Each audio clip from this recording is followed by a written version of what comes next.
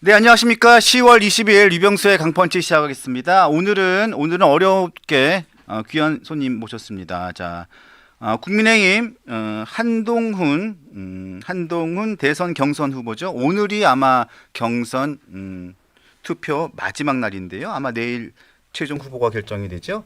오늘 마지막 순서로 오늘 한동훈 경선 후보를 전화로 모셨습니다. 오늘 지방 일정이 있으신 가운데 어렵게 저희가 전화로 연결을 했습니다.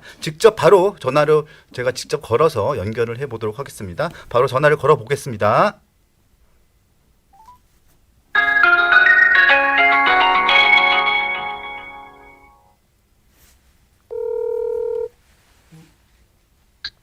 예, 한동훈입니다. 네, 안녕하세요. 한동훈 후보님. 예, 유 기자님 오랜만입니다. 안녕하세요. 네, 아주 오랜만입니다. 잘 예, 계시죠? 예. 네. 예, 자, 저희 강펀치 강냉이 여러분들, 강냉이 선생님들께 인사 부탁드리겠습니다. 안녕하세요. 유병수 기자님, 많이 도와주십시오. 네. 그리고 저도 많이 도와주십시오. 고맙습니다. 네, 감사합니다. 자, 지금 현재 위치가 지방이신 거 알고 있는데 어제 대구셨잖아요. 지금은 아마 창원쯤에 계신가요? 지금 대구에서 예. 마산 어시장을 가는 그 고속도로에 있어요. 아, 그러시구나.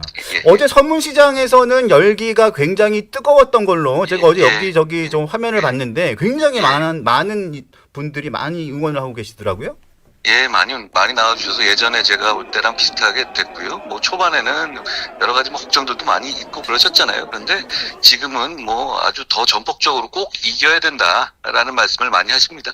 지난번에 그 전당대회 때 63%로 당선되실 때도 예. 대구에서의 지지가 굉장히 예. 원동력이 돼 있었고 압도적인 지지를 보여줬던 예. 곳이 대구였던 것 같은데 예. 어제도 그렇고 지난번에도 대구를 한번 가셨었고 대구도 한 예. 세 번 정도 방문한 걸로 알고 있는데요. 그렇습니다. 세 번, 네 번 갔죠. 예, 어제도 보니까 칼국수 먹는 장면이 굉장히 인상이 깊었고 예. 지금도 화면에 저희가 좀 보여드리고 있는데 예. 칼국수 원래 안 좋아하시잖아요. 제가 칼국수 좋아하는데 그건 잔치국수였어요. 아, 그 집이 잔치국수였습니까? 예, 기훈이네 집이라는 그 국수집이었는데 예. 그 메뉴가 두 개 있는데 고르라고 하셔서 보니까 그 잔치국수가 맛있을 것 같은 거 먹었습니다. 그래서 좀 오해받았죠. 이재명 후보 재판 나와서 잔치국수 먹은 거냐 뭐 이런 식으로 누가 댓글에 달고 그러더라고요. 그런 의도는 없었습니다. 아, 예. 하필이면 어제가 예. 어제가 하필이면 이재명 대표의 상고심 재판날이라서 제가 그 시간이 상고심 난 직후에 제가 그 서문시장에 갔었어요. 그러셨구나. 예. 예. 자, 후보님 오늘 또 손편지를 하나 올리셨습니다. 예. 예, 손편지 올렸는데 오늘 제가 눈에 딱 들어오는 게 한 부분이 있었는데요. 예, 예. 이 부분이 딱 눈에 들어왔습니다. 이재명을 찍는 표는 사표가 된다. 예. 우리가 명분 있고 비전 있는 후보를 내면 이긴다. 예. 반면 이재명 민주당은 끝까지 발악할 것이고 그러다 자기들이 이기면 계엄을 일상화해 어떤 수를 쓰든 이재명 유죄 확정을 막으려 될 것이다. 요 부분이 전 예. 눈에 딱 들어왔는데 예. 요 부분을 좀 설명을 좀 부탁드리겠습니다. 일단 뭐 유 기자님 잘 아시는 것처럼 대법원 판결이 저거는 이재명 후보는 이미 유죄가 난 거예요. 네. 그러니까 왜냐하면 저게 전원합의체 기속력이 있기 때문에 항소심에서 저 판결에 대해 반발할 수가 없습니다. 저건 무조건 저대로 나고 그리고 형량도 저거는 80만 원, 90만 원으로 내려갈 수 있는 형량의 사건이 전혀 아닙니다. 그렇죠. 그렇죠?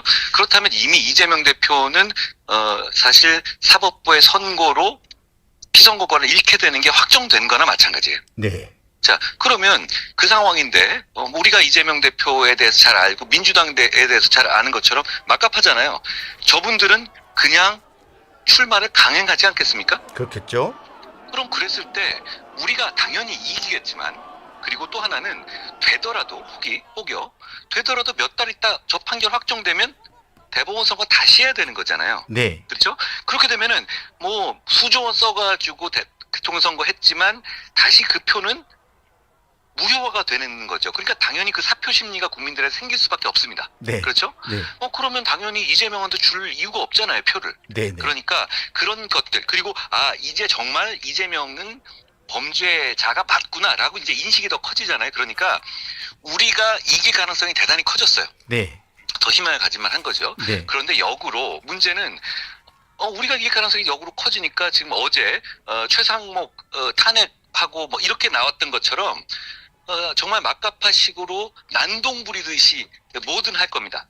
끝까지 발악을 하겠죠. 네. 그러면 그리고 나서 혹시 혹여라도 저 사람들이 이재명이 돼서 정권을 잡으면 그 다음에 할 건 이젠 개헌밖에 없어요. 그렇죠. 왜냐하면 대법원은 판결을 확정하려고 하겠죠. 대법원은 지금 헌법 84조에 대한 판단을 정확하게 한 걸로 보여요. 그러니까 저 판결을 했겠죠. 네. 그렇죠? 네. 그러면 그 이후에 대법원은 올라와서 법원은 판결을 하려고 할 텐데 그걸 막을 방법은 뭐가 있습니까? 개헌뿐입니다. 개헌뿐입니다. 계엄에서는 뭐 잘 아시다시피 계엄은 국회 권한을 정지시킬 수는 없습니다. 네. 법상. 그렇지만 행정부와 사법부의 권한을 정지시키는 게 계엄의 원래 본질입니다. 네. 그러니까 오히려 더 저 계엄으로 군인들 보내서 법원을 장악하는 거 그게 오히려 지금의 국회에 있었던 12월 3일 계엄보다는 조금 더 자연스러워요. 그 방법을 민주당 이재명 후보가 대통령이 되면 탁하지 않을 리가 없습니다. 그걸 우리가 어제 보고 알았잖아요. 어제 갑자기 8시 반 9시에 최상목을 탄핵했습니다. 최상목 네. 부총리를. 전 놀랐습니다. 이게 이재명이 선거법 위반으로 대법원 판결 난 거하고 무슨 상관입니까? 최상목 이 전 부총리가 이재명 그거 선거하는데 뭐 하라고 그랬어요? 누가 뭐 하라고 선거법에 거짓말하라고 시켰나요? 아니면 선거법 과정에 무슨 관여했나요? 아니면 경제부총리가 뭐 법무장관도 아니고 어떤 종류든 관여했나요? 그게 아니라 이건 그냥 화풀이하는 거거든요. 보복이고. 네. 그러면 국민 의식을 전혀 생각하지 않는다. 이건 일종의 테러범들 있잖아요. 테러범들이 인질범들 이렇게 가둬놨고 나 원하는 거 뭐 100만 달러, 200만 달러 안 주면 한 명씩 죽일 거야. 이러면서 아무 관계 없는 사람 하나씩 쏘는 거 그거랑 다를 바가 없어요. 여기까지 갔다는 건 네. 이재명 민주당은 정말 이제 뭐든 하겠다는 겁니다. 그러면 되고 나서 개엄 안 할 것 같습니까? 저는 이재명 후보가 대통령이 되면 개엄으로 사법부를 무력화할 것이라는 점에 확신을 가지고 있습니다. 어제 제가 그 장면을 보고 더 그 확신을 강하게 갖게 됐습니다. 그렇기 때문에 네. 그러면 어떻게 됐습니까? 그러면 그 과정에서 나라는 더 죽어나는 거예요. 망하는 거고 국민의 민생은 더 망가지는 거고 국민의 일상은 파괴될 겁니다. 그러니까 다시 한번 요약해 말씀드리면 어제 네. 판결로 우리가 이길 확률은 높아졌습니다. 확률은 그렇지만 높아졌다.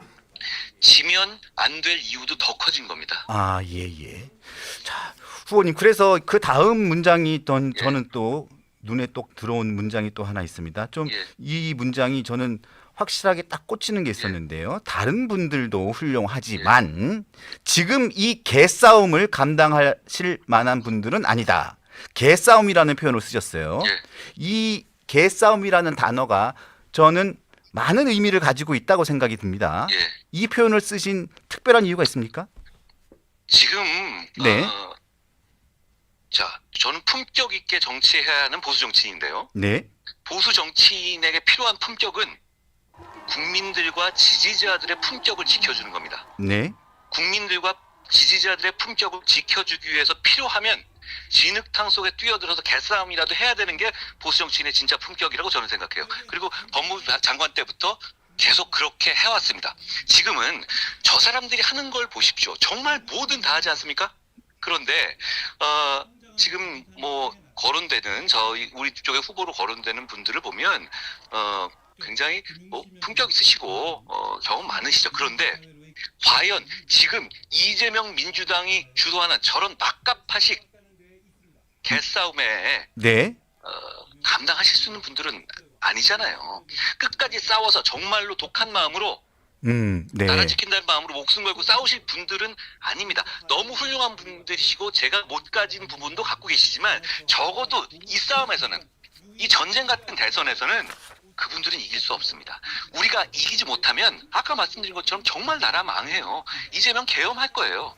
저는 제가 오히려 지금 이런 상황에서는 정말 목숨 걸고 싸워서 이길 수 있는 저 같은 사람이 유일하게 이길 수 있는 카드라고 생각해요. 네. 그래서 제가 그 부분을 호소드리려고 말씀드린 거고 네. 그리고 다시 한번 말씀드리면 저는 저 민주당 진흙밭에 국민 위해서 국민과 지지자들에게 흙탕물 안 튀기게 하기 위해서 제가 흙탕물 온팡 뒤집어 쓰고 들어가서 개싸움할 생각을 가지고 있습니다.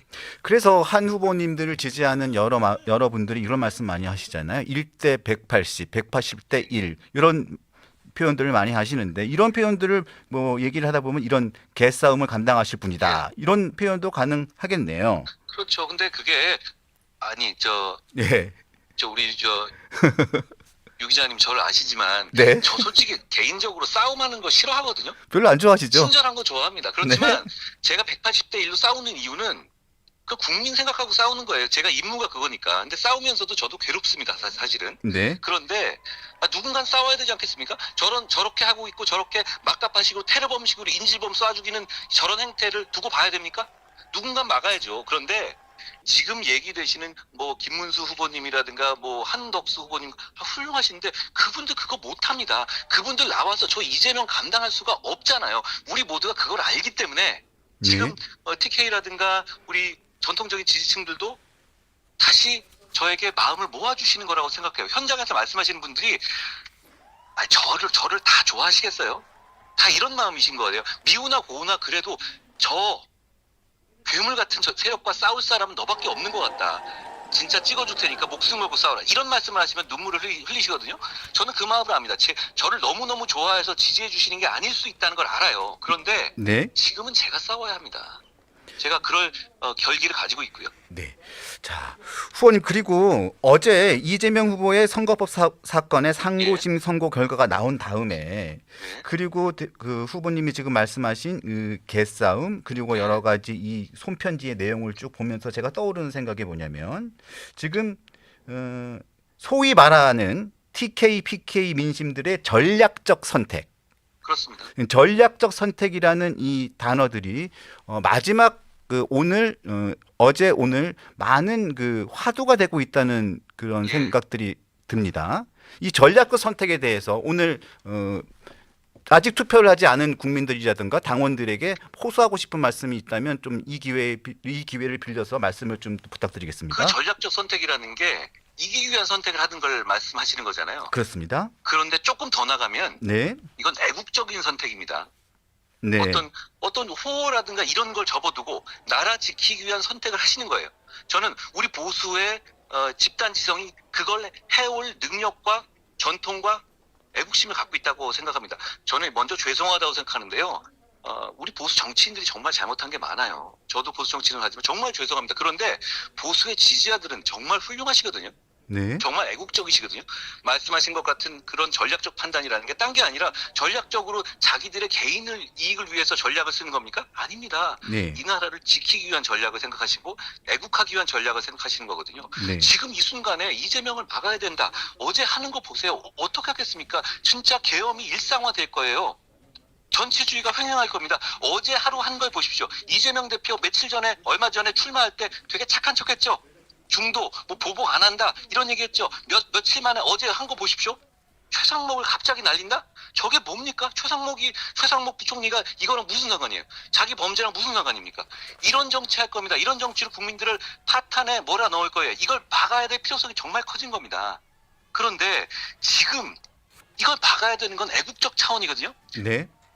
국민들도 아실 거예요. 이걸 진짜 막아내고 해볼 만한 싸움을 만들 수 있는 건 계엄을 막아내고 그래서 저쪽에서 계엄 얘기하는 거를 너는 숙제명이야 라고 쳐버릴 수 있는 사람, 그리고 또 더 나아가서 저쪽에 이런 개싸움 나올 때 제가 헌법 84조를 처음 화두를 던졌죠. 맞습니다. 앞뒤를 막은 겁니다. 네. 그리고 저는 검수완박을 야반 도주라고 까면서 처음에 이 180대 1의 싸움을 시작해서 검수원복 시행령으로 선거법, 그리고 직권남용, 그리고 직무유기, 그리고 위증교사 같은 그런 수사를 살려냈어요. 결국 그것 때문에 지금 이런 상황까지 온 거잖아요. 그렇습니다. 그러면 이 상황에서 가장 잘 싸워서 이길 수 있는 카드가 뭔지 그건 여러분들 모두 아실 것 아닙니까? 네. 저는 제가 가져갈 욕심이 없어요. 딱 3년 하고 내려올 겁니다. 내려와서 그동안에 287 체제에 물을 닫을 겁니다.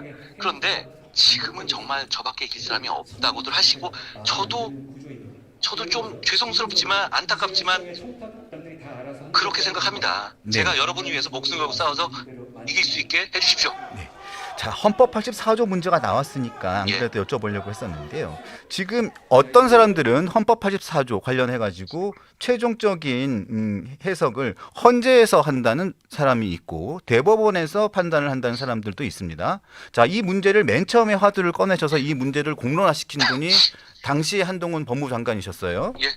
자, 한동훈 후보는 이게 헌재에서 해석을 하는 게 맞다고 보십니까? 대법원에서 해석을 하는 게 맞다고 보십니까? 저는 둘 다 별로 의미 없는 논쟁이라고 봅니다. 아, 이건 의미 없는 논쟁이다. 명백합니다.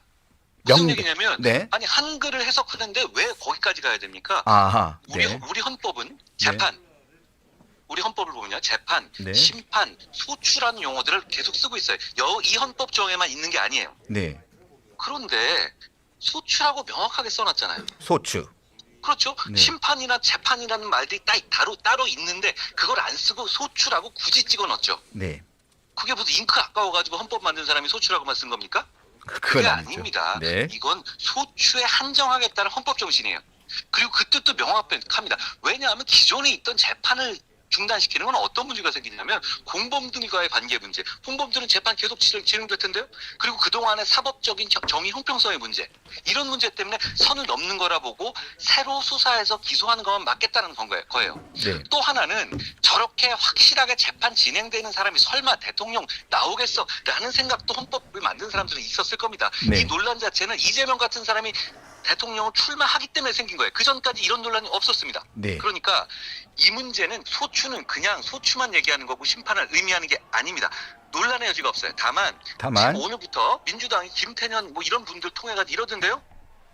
자, 형사소송법을 개정해서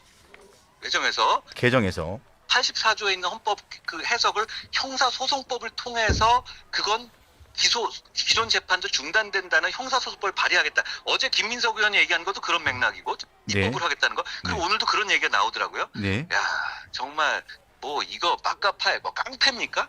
지금 헌법이 있고 헌법 아래에 법률이 있는 거예요. 네. 그런데 헌법에 명확하게 있는 내용을 가지고 그냥 법률로 이건 이렇게 해석하려고 한다? 이건 그 자체로 위헌 법률입니다. 네. 이렇게까지 하는 거는 정말 이 세력이 어떤 실체를 가지고 있고 이 세력이 집권했을 때 무슨 짓이든 할 것이라는 점을 그냥 보여주는 거예요. 저는 이걸 보고 나서 오늘 아침에 보고 나서 야, 이 사람들은 바로 계엄하겠네 라고 확신하게 됐어요. 네. 생각해 보십시오. 그리고 자, 이럴 바에는 그냥 이렇게 법을 만들어도 되는 거 아니에요? 법에다 형사소송법에다가 이재명 주민번호 넣고요. 이재명이라는 사람에 대해서는 국가는 수사하거나 기소하면 안 된다. 재판에도 다 무죄로 줘야 된다. 차라리 이렇게 만드는 게 간명하지 않겠습니까? 왜 애매하게 해서 여러 가지 해석의 여지를 만드는 것보다도요. 네. 저는 지금 이 상황이 대한민국의 사법 질서와 공정에 대한 기본의 틀을 무너뜨리기도 생각해요. 유 기자님 또 보시지만 제가 계엄을 막는 과정에서 정말 많이 공격받았죠. 네. 그리고 그 과정에서 저한테 실망하신 분들도 많았잖아요. 네. 그 과정에서 배신자니 뭐니 하면서 굉장히 제가 정치적으로 압착이 되면서 거의 한동훈은 끝났다는 얘기까지도 다들 하셨잖아요. 네. 그런데 자, 보십시오. 저희는 그래도 그 과정에서 우리 보수는 결국 대통령에 대한 탄핵을 사실상 승복했어요. 대부분 사람들. 이미 대통령을 과거로 보내드렸잖아요. 네. 그리고 계엄을 주도하고 탄핵에 찬성했던, 고통스럽지만 찬성했던 저를 지금 거의 후보로 만들기 일보 직전까지 와 있지 않습니까? 네. 우리는 승복했습니다. 헌법재판소가 대통령을 탄핵했던 결정에 대해서. 그런데 지금 이재명의 범죄에 대한 대법원의 판결에 대해서 저렇게 승복 못한다? 저런 세력을 국민들이 선택해 주셔야 되겠습니까? 저런 세력을 가지고 대한민국이 유지될 수 있겠습니까? 저는 이제 더 선명해졌다고 봅니다. 우리는 대한민국 질서에 승복한 세력입니다. 네. 저분들은 대한민국의 그 질서를 이재명이란 범죄자 살리기 위해서 승복하지 않겠다는 입장입니다. 저분들 얼마 전에 대통령에 대한 구속영장 신문 당시 서부지법의 난입 사건에서도 엄청나게 때렸죠. 그렇죠. 예. 지금 이 사람들이 대법원 때리는 거 그거랑 다릅니까? 선동하고 있는 거 아닙니까? 사람들로부터 뭐 시민들에게 대법원 부수라고 선동하고 있는 거 아닙니까? 네. 저는 그 결과를 지켜볼 겁니다. 그리고 제가 네. 지금부터 오늘부터 정말 결기로 싸울 겁니다. 이건 민주주의와 대한민국을 지키는 싸움입니다. 누구는 이렇게 얘기했잖아요. 이번 선거는 체제 전쟁이다. 그렇게 보지는 않습니다. 저는. 그렇지만 네. 체제나 이념까지 갈 필요가 없어요. 이 대한민국을 지키는 선거예요. 우리는 자유민주주의 국가고 공화주의 국가입니다. 이 대한민국을 지키는 길에 지금 이 선거는 큰 전쟁이 될 겁니다. 제가 전쟁 같은 선거를 이길 수 있는 사람이라고 저는 다시 한번 말씀드리고 싶습니다. 네. 자, 후보님 또 하나만 더 여쭙겠습니다.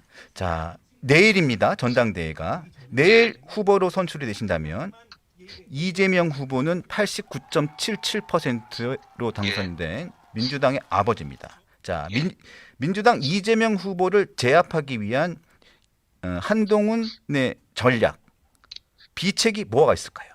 바로 유 기자님이 말씀하신 그겁니다. 네. 89.9% 90%? 네. 민주주의자로서 네. 부럽지가 않습니다. 저거 부럽습니까? 저- 하나도 부럽지가 않습니다. 아, 네. 저건 민주주의가 아니라는 선언이거든요. 네. 저는 모든 사람과 함께 할 겁니다. 모든 사람과. 제가 깃발을 들고 제일 앞에서 진흙탕 속에 싸우지만 네. 모든 사람과 함께 할 것이고 네. 그리고 우리 당은 여러 가지 지금 공격받을 약점이 있어요. 계엄에 관한 공격하겠죠? 그거 제가 몸으로 막겠습니다. 제가 막으면 막히지 않습니까?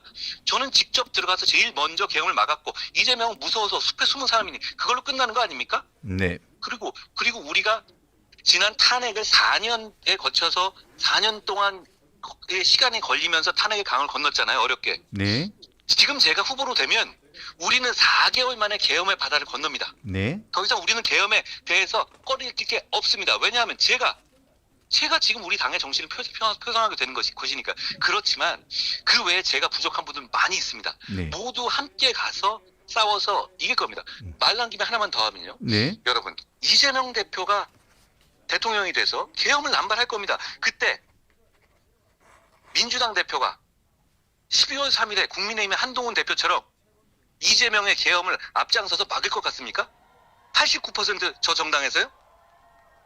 그리고 어제 최상목 부총리에 대한 막가파식 아무 관계도 없는 인질 총살하듯이 하는 듯한 저런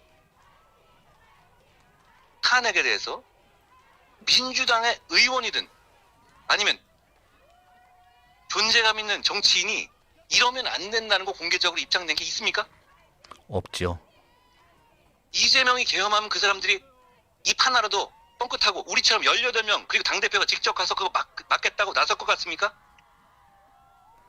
민주주의가 무너지게 되고 전체주의 시대가 올 겁니다. 반드시 이겨야 되는 선거입니다. 네. 제가 개인적으로 뭐가 되기 위해서가 아니라 이 나라를 지키기 위해서 호소드립니다. 여러분도 아시지 않습니까? 지금은 저여야만 이길 수 있다는 것을 알고 계시지 않습니까? 그리고 그 가능성이 어제 판결로 훨씬 높아졌다는 것도 알고 계시지 않습니까? 선택해 주시면 제가 목숨을 걸고 싸우겠습니다. 네. 자, 오늘이 이제 마지막 경선으로는 마지막 선거 운동 시간입니다. 이제 오늘 오후 일정은 어떻게 되시나요, 후보님? 제가 마산, 창원, 부산 그리고 서울의 강서 그리고 석촌 호수까지 좀 빡빡한 일정이긴 한데요. 네. 최선을 다해서 하겠습니다.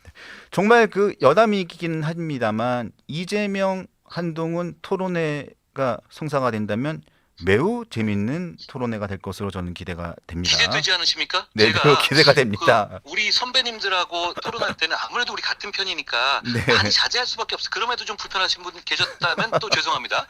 그런데 저는 거기 200배 쏟아넣겠습니다. 네, 그래서 꼭 그 토론회가 굉장히 재밌을 것 같은 생각이 듭니다. 자, 어려운 바쁜 시간 중에 또 이렇게 연결해 주셔서 감사드리고요. 이제 본 후보가 되시면 또 한번 또 찾아뵙도록 하겠습니다. 고맙습니다. 유광수 기자님 고맙습니다. 네, 감사합니다. 건강 잘 챙기십시오. 고맙습니다. 감사합니다. 지금까지 국민의힘 한동훈 경선 후보였습니다.